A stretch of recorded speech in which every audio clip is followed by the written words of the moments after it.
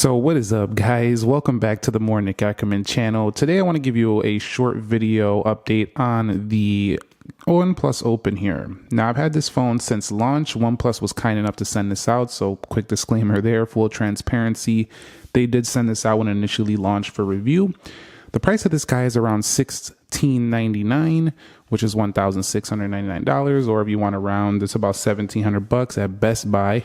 And that's kind of like retail though. But OnePlus has this discounted for $13.99. So it's several $100s less than when it came out.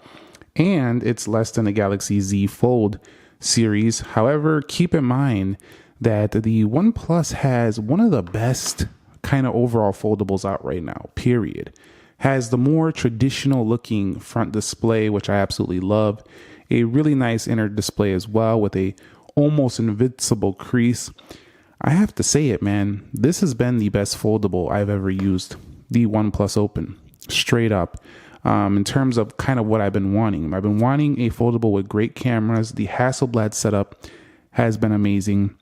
I wanted a foldable with a more normal kind of screen on the front, and OnePlus has delivered here with this. This is what all manufacturers should do, is give us more normal size screens. Now, I actually would like to see a larger screen with a foldable, kind of like a OnePlus 12 size screen on the front and then fold on the inside. I don't know how long it's going to be till we see something like that. But also just a really nice inner screen. Also has a lot of blue light certification on here. Also not very high with the pulse width modulation. This is one of the cleanest OLEDs I've seen in terms of like no eye strain, eye fatigue. This thing over here has just been amazing all around the board in multiple areas. So the price kind of seems worth it when you think about all that. But let's talk about a couple other areas. So 8 months later, when it comes to the body and the build of this phone, what strikes me about it is how light it is, 245 grams. This phone is quite light for having two phones essentially in one. Now, I do believe the Z Fold 6 is going to get lighter than this, but this is lighter than the Z Fold 5 and lighter than the Pixel Fold. So right now, until the Z Fold 6 comes out, this is going to be the lightest foldable out there in terms of a full, tablet style foldable screen here. So that's been quite nice. The build quality has also been quite great. We have polished aluminum looking edges here. And we also do have ourselves like a matte textured glass on the rear. This is the green color option. And then there's also a black as well that you can get. One thing I haven't really loved so much is the camera bump, but I love the results I get from it.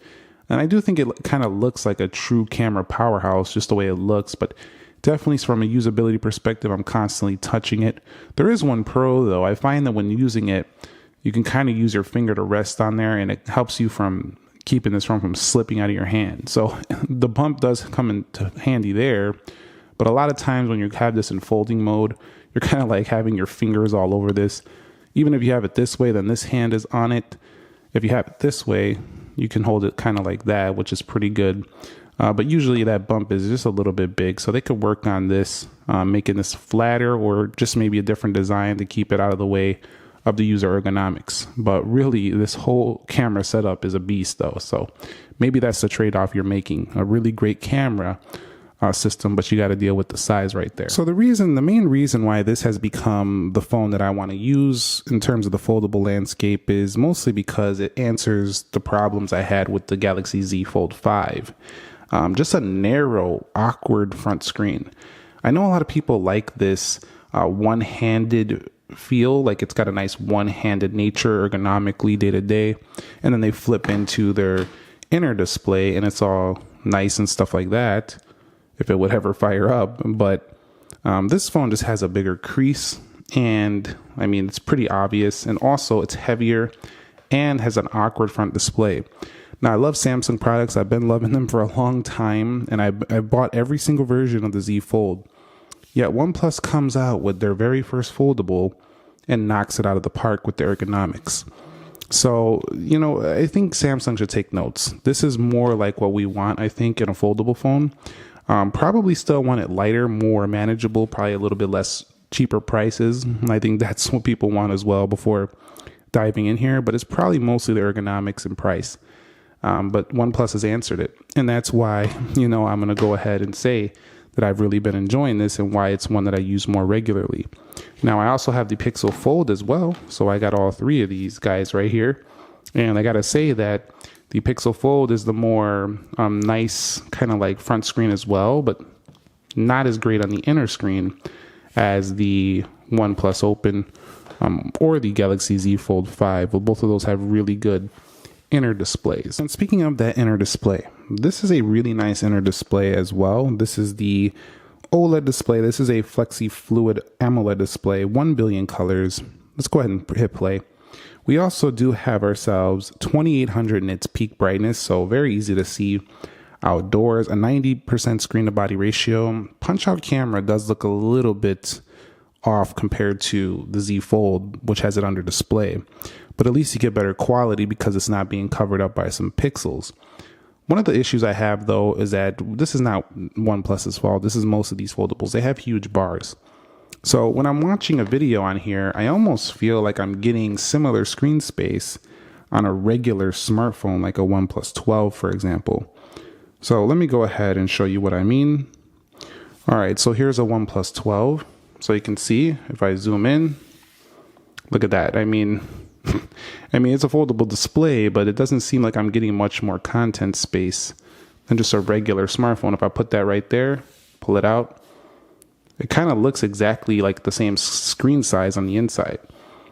Of course, if you go like this, there are benefits to using the OLED foldable display here in that there's a lot more space to see the comments. You can also put it like this, and you can use this as play controls down here. And you can also kind of prop it up.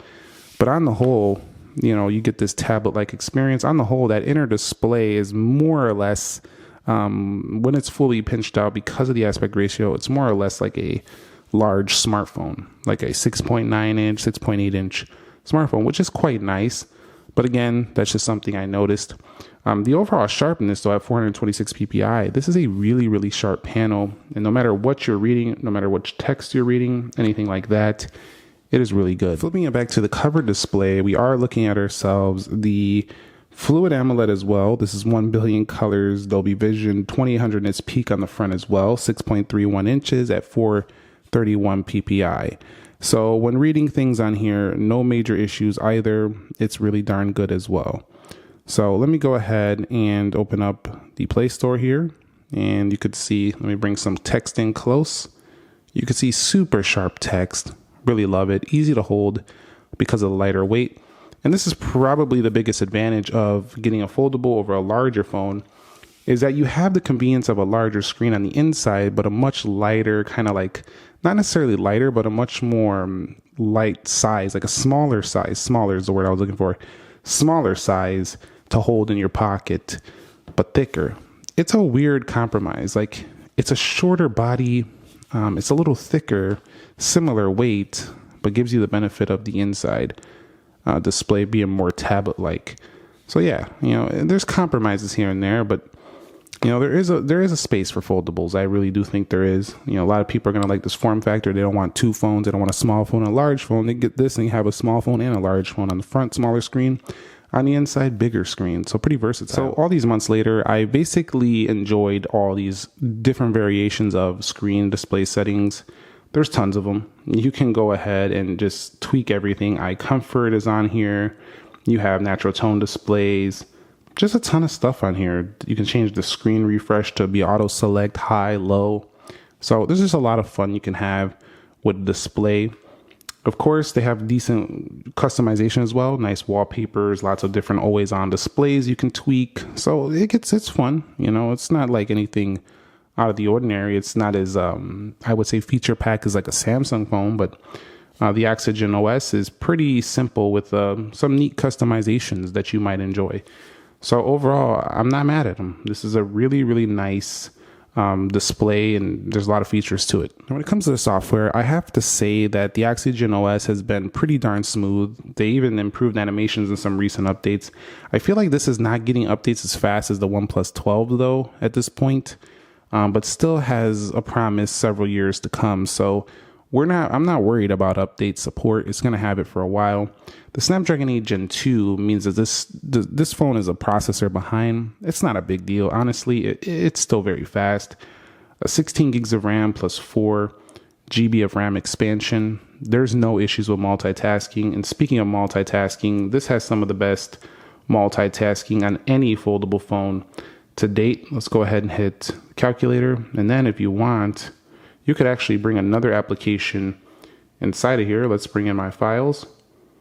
You could see split view. You can have 3 different views on here. You can swap sides. You can bring this down, bring this up, bring this over.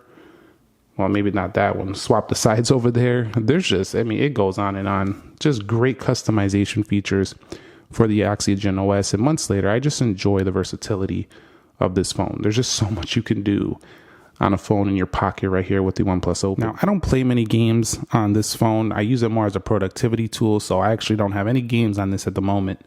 But if you want to play games, and I don't care what it is, casual, high quality, this phone can run it. It has a Adreno 740, which is a high quality GPU for a mobile phone.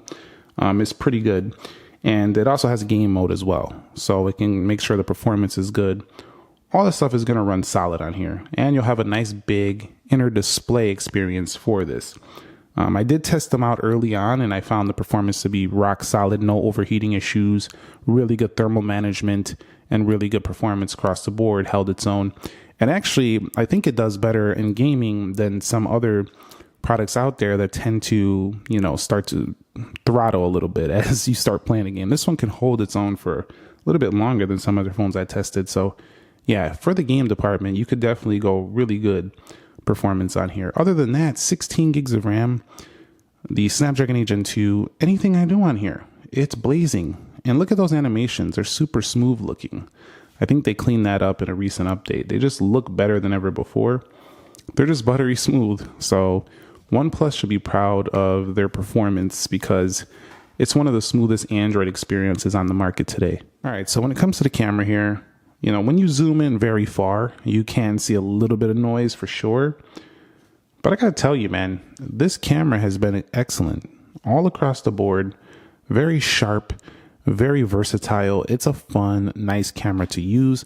Let me go ahead and bring in the OnePlus 12 here while we're discussing this, and we'll go ahead and open up that camera. Now, when you have this camera opened up here, you're going to find yourself tons of features in here, portrait modes. If we go to more, you'll see a night high-res panel and movie mode. What's nice about this movie mode is you can kind of move these camera controls down. So it's really useful. Also, you have dual view video if you want to see 2 cameras at once. And then if we go over here, we have X-Pan, we have text scanner, and then we have the master mode if you really want to get super into high quality photography. Then on top of that, this is 512 gigs, so tons of storage. But I mean, look at the detail. We're up close, but I mean, look, you can see the dust on the screen that I didn't wipe off. This is ridiculous. So I know I'm hyping this up a little, but I am truly impressed with the camera for a foldable phone. This is one of the better options out there on a foldable device. Is it their best camera ever? Probably not, but it's definitely very strong and competes very well even with flagship grade smartphones. So while the price is pretty darn high on this phone, at least they're delivering, if you ask me. And if it didn't get even better, the battery life is also pretty darn amazing. It doesn't drain very fast. It has great efficiency, and the battery just lasts and lasts and lasts. This phone is an all-day phone easily, even when you're using the inner screen.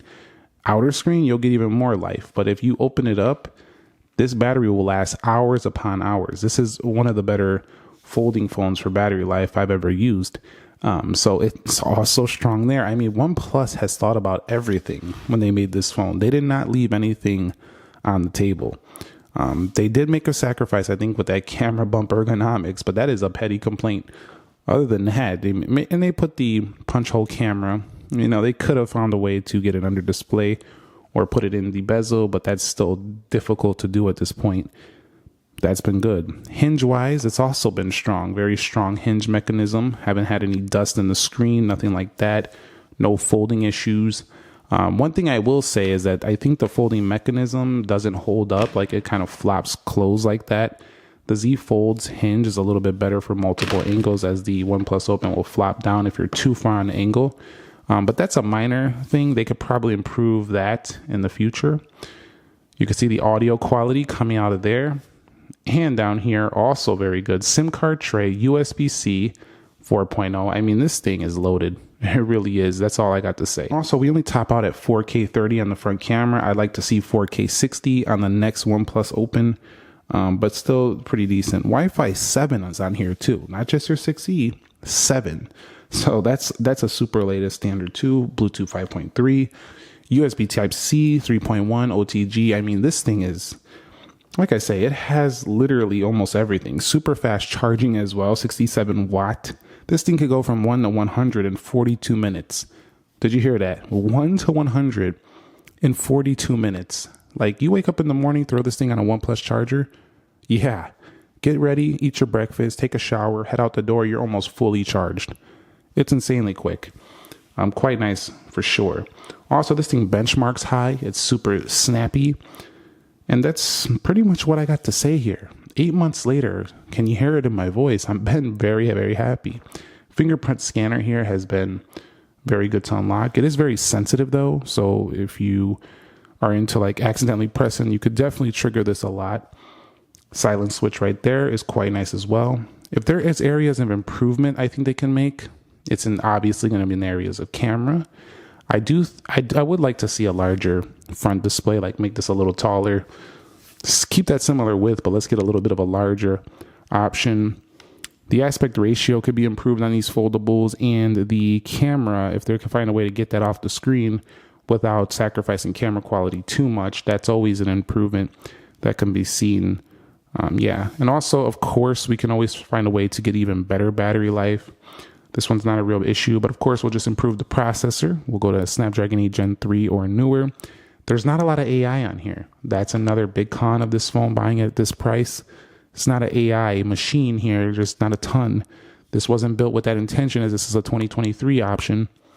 I think the next OnePlus Open will really push home the AI features though. That's it for me. This has been one of my favorite phones that has launched in the past, I don't know, two years probably. This thing has been exciting. I've loved using it ever since it came out, and I still do to this day. This thing doesn't even feel like it's 8 months old. It feels like it came out yesterday. Sans the AI. There's no AI on here. But other than that, like, there's no like built-in AI. You can use ChatGPT and all that stuff, but talking about on-device, like Galaxy AI, Apple Intelligence type of stuff, they need to bring that here to the future. And of course, the software is not my most favorite looking software. I don't think it's the most polished, refined looking. But this phone is just a rock star performer. It's just a great all around the board. There's not really a lot of hardware cons here. So thumbs up if you enjoyed it. Subscribe if you haven't already for more Nick Ackerman videos. This channel, we're going to be covering phones and things I don't usually always talk about on the main channel. So I hope to see you soon. I'll catch you on the next one. Nick here. Be sure to be well, and peace.